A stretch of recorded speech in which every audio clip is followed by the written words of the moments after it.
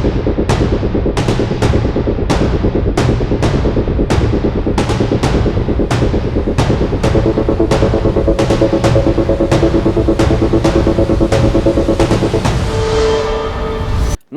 मैं हूं मनु राव और आप देख रहे हैं उदयपुर न्यूज।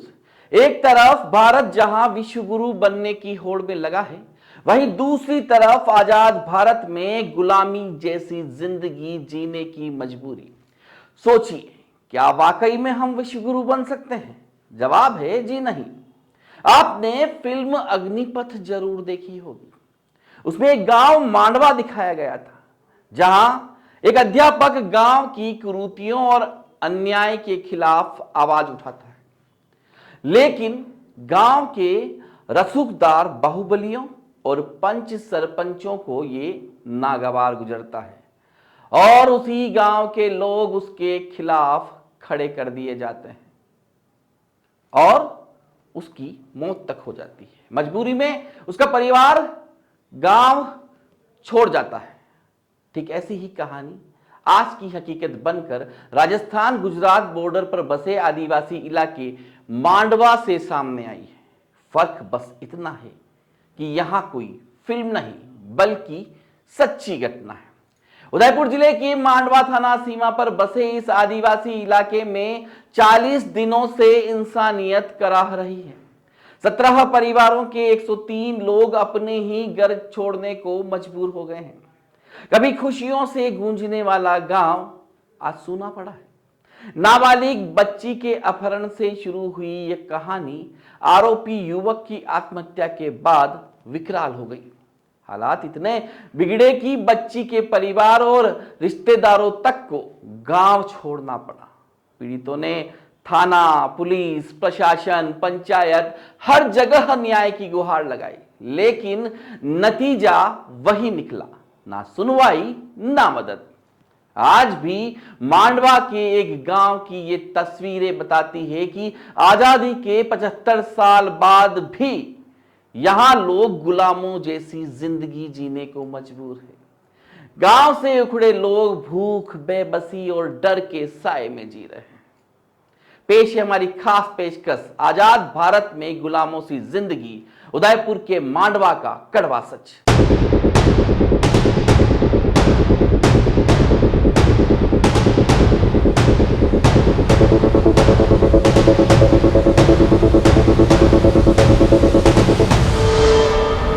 उदयपुर जिले के मांडवा थाना क्षेत्र के गरा ग्राम पंचायत, यहां पर नानिया गमेती की एक नाबालिग युवती 9 अगस्त को गायब हो गई।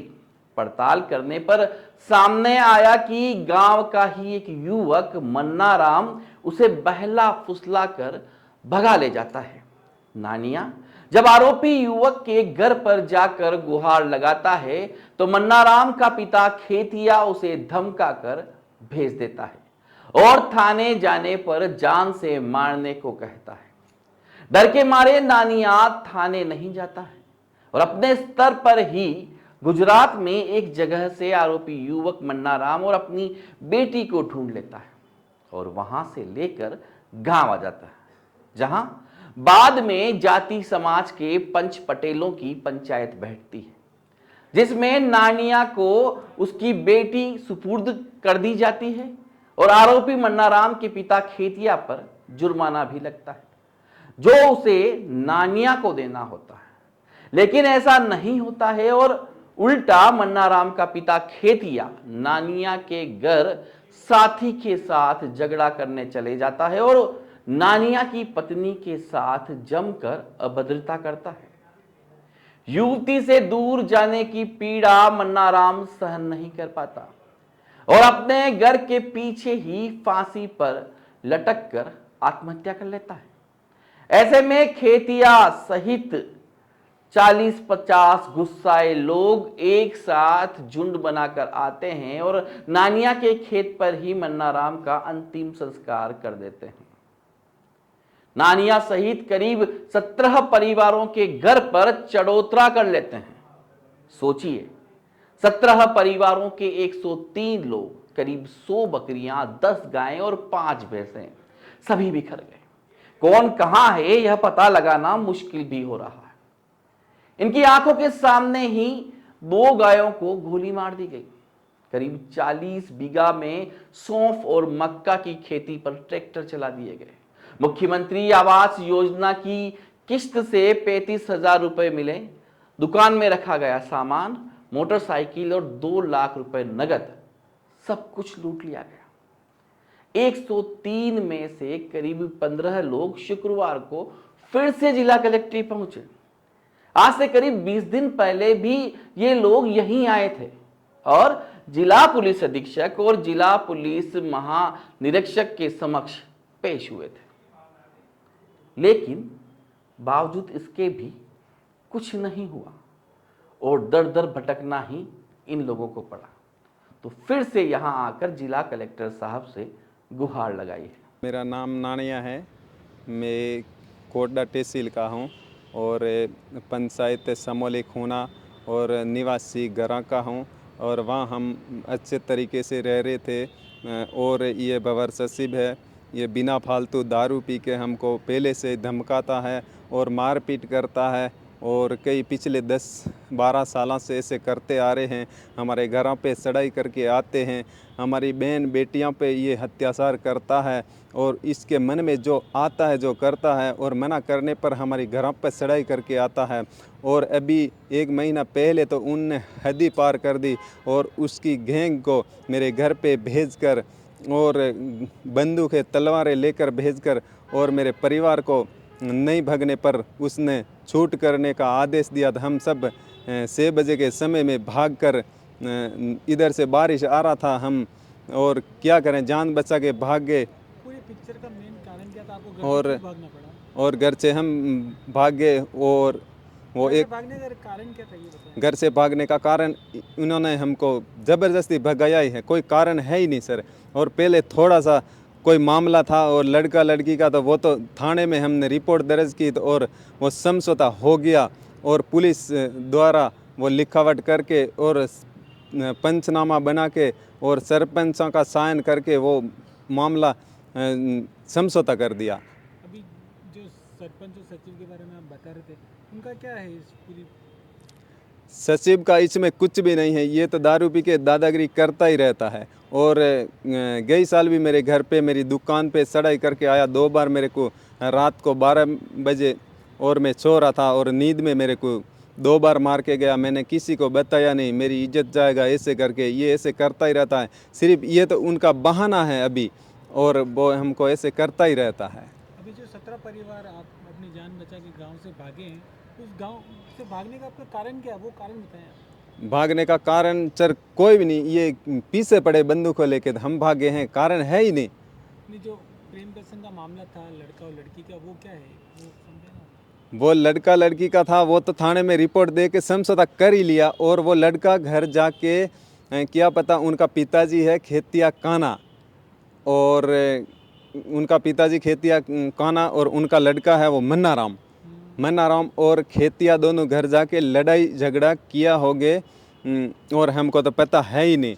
लेकिन घर जाके उसने मारपीट की और बच्चा को गाली गलौज की, कोई रिश्तेदार बता रहे हैं और घर से 2 थप्पड़ लगा के घसीट के मन्ना राम को खेतिया ने बाहर निकाला घर से, तो चला जा और मर जा। और 1 महीने पहला उसने मोबाइल चुराया मन्ना राम ने और पुलिस द्वारा वो मोबाइल बरामद किया। तो तू आगे आगे मेरी इज्जत खराब करता है और तू मर जा। और ऐसे करके घर से घसीट के बाहर निकाला मन्ना राम को। फिर वो गुच्छे में रुमाल लेकर वो बता रहे हैं जंगल में जाके उनके घर के पीछे वो आत्महत्या की। वो फिर हमारे ऊपर डाल दिया है आरोप। क्या आरोप डाला है आपको? और ये तेरी बच्ची की वजह से मर गया और वो सीधे कह रहे हैं वो मारा है तूने। मैं कैसे मारूंगा उसको? अभी आपके 17 परिवार की क्या स्थिति है? 17 परिवार हमारे अभी सिरोही की तरफ कोई है, कोई आबू के पीछे हैं, कोई सुमेरपुर के इधर हैं, इस बावलिया में घूम रहे हैं, दर दर पटक रहे हैं सर। और हमारी कोई सुनता नहीं। हम एसपी साहब के वहाँ गए और आईजी साहब के वहाँ गए, मांडवा हमने रिपोर्ट दी। वो प्रवर सचिव बोलता है मैं तो मंत्री का आदमी हूँ, मेरे खिलाफ कोई रिपोर्ट देता है मैं गोली चला देता हूँ, और कहीं भी जाता हूँ जयपुर जा तेरा कोई चलने वाली नहीं है। ऐसे करके अभी भी हमारे पीछे वो आदमी लगा रखे हैं, हम मजदूरी करके जी नहीं सकते, और वो देखते ही गोली मारने का उसने आदेश दिया है। हम कहाँ जाएंगे, कैसे जिएंगे। और आप थाने में भी गए थे, थाना अधिकारी के पास में गए, तो उनका क्या कहना था इस पूरे मामले को लेकर? थाने अधिकारी ने सर, हम गए थे तो रिपोर्ट दे के आए थे, रात को गए थे, दिन में तो हम जा सकते नहीं। और ये लूटपाट की सब रिपोर्ट हम दे के आए थे, तो थाने अधिकारी ने अभी तक मेरे को फ़ोन नहीं किया।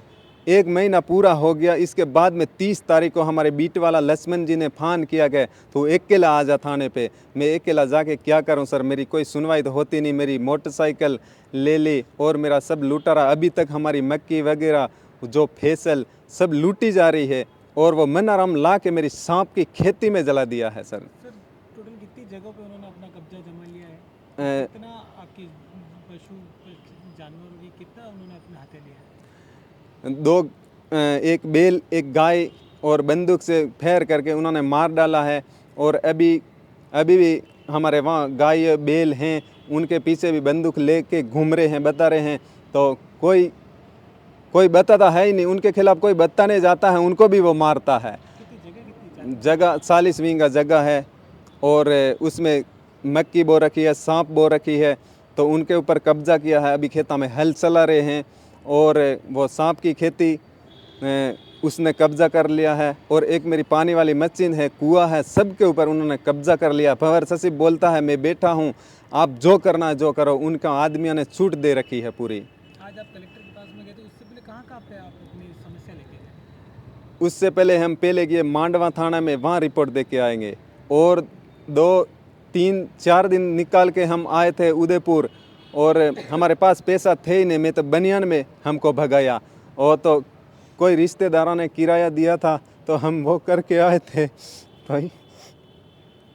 यहाँ हम रिपोर्ट दे के गए थे, और एसपी आईजी से, तो वो रिपोर्ट भी हमारी दबा दी उसने। क्या पता क्या किया क्या नहीं किया। और वो मंत्री का आदमी खुद बता रहा है, तो सचमुच उनकी आगे आगे चलती है। क्या पता मंत्री मिले हैं नहीं मिले, वो तो मैं जानता नहीं। मैं मंत्री को भी पहचानता नहीं, कभी देखा भी नहीं।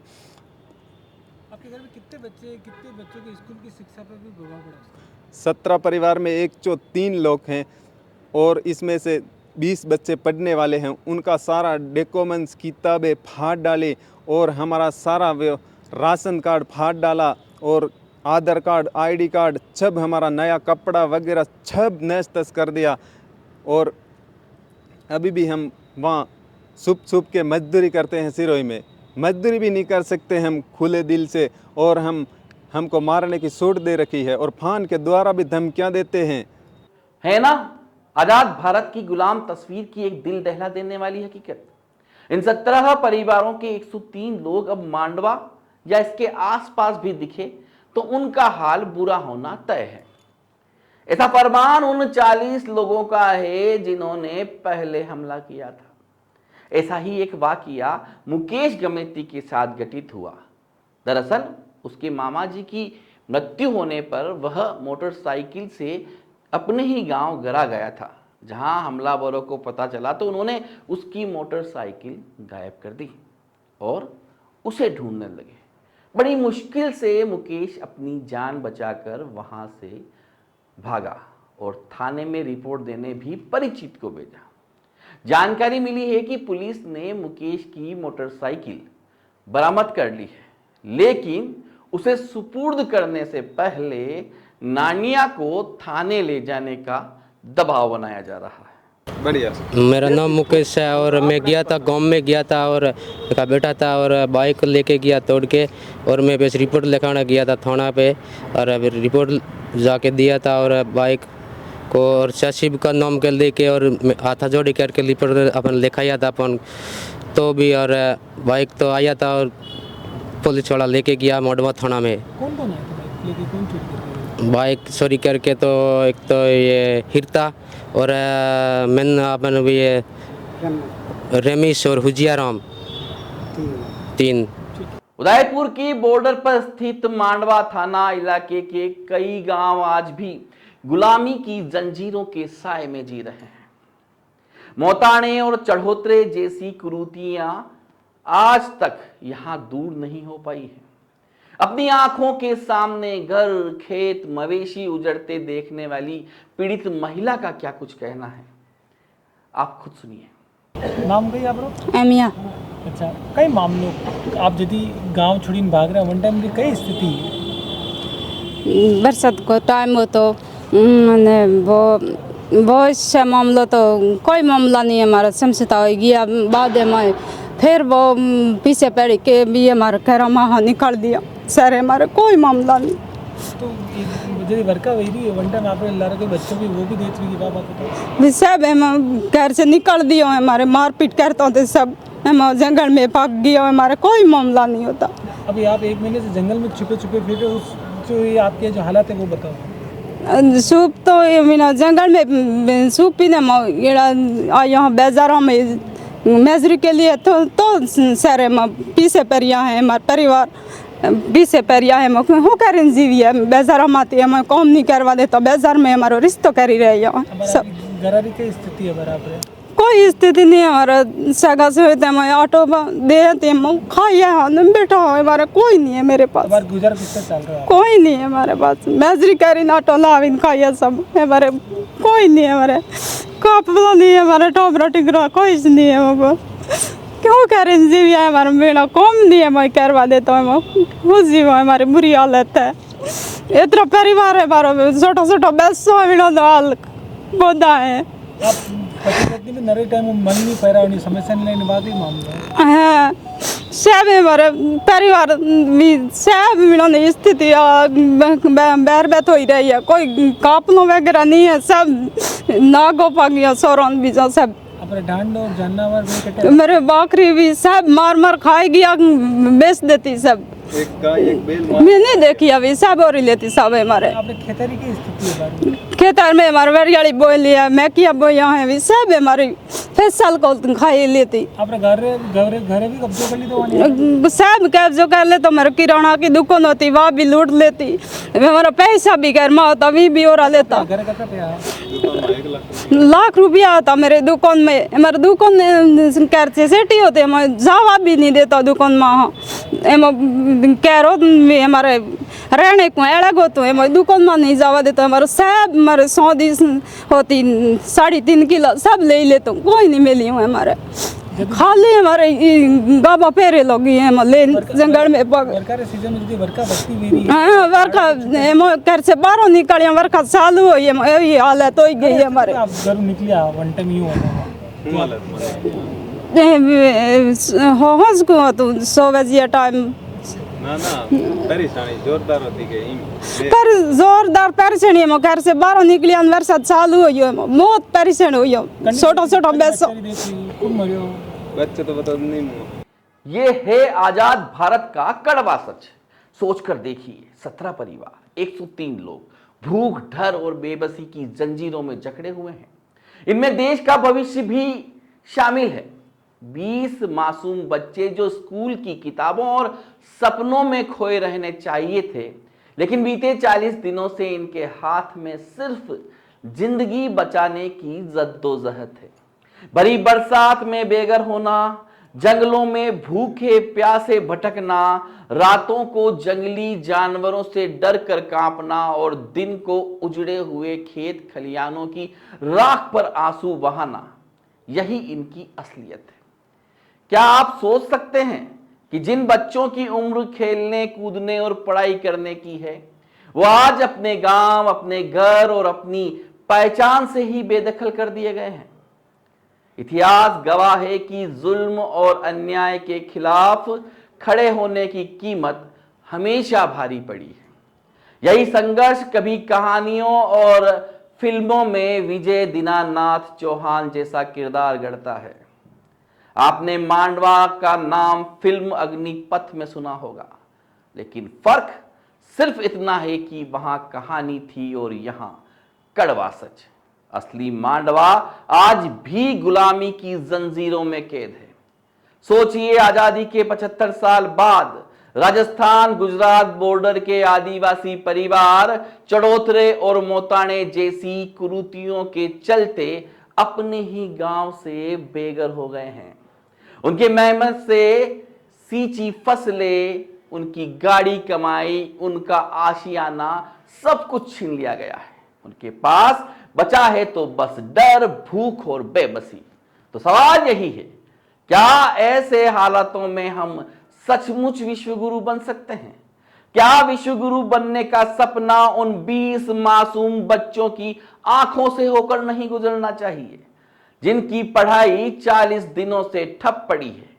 क्या विश्वगुरु बनने का दावा उन 103 बेघर लोगों की चीखों पर भारी पड़ सकता है? यह है आजाद भारत की वो तस्वीर जिसे देखकर हर जिम्मेदार इंसान को अपने आप से पूछना होगा, आखिर हम किस दिशा में बढ़ रहे हैं? नमस्कार।